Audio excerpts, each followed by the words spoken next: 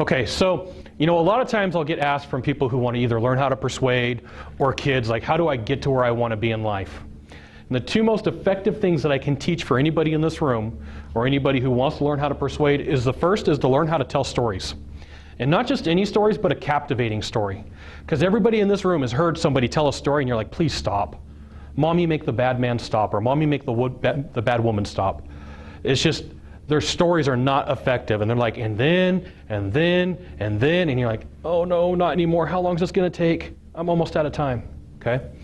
So learn how to tell stories that are spellbinding and get people's attention. From there, you're going to want to learn how to ask effective questions. Not just yes or no questions. You're going to need those in some instances, in some spots, but not all the time. But learn how to ask questions that really get to the heart of the matter, okay? I train a lot of salespeople, and somebody will give a vague answer. Well, my first thing is tell me more of what you mean by that. Or I'm not quite understanding what you're telling me. Help me understand what's going on, okay? Now, if I didn't know how to ask an effective question to get that person on board with me, that sale's gone and it's lost forever. So, just to recap, make sure that when you're telling a story, that it's pre-planned and that it's got a reason. And sometimes it takes a little bit of time to sit down and put out the elements of what needs to be done and what needs to be said. Make it interesting, make sure that it's spellbinding, and then make sure that if you're asking questions, they're effective and appropriate.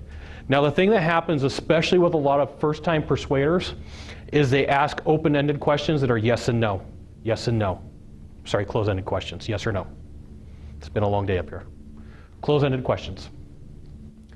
And so what happens is, like, the person can telegraph or pick up on what you're going to ask. They know that it's going to be a yes or no question. They know that they're in essence being manipulated. And so that factor in their head, that I don't want to deal with you factor, comes out and they tell you no, or I want to think about it. Okay? So to be effective, questions and stories.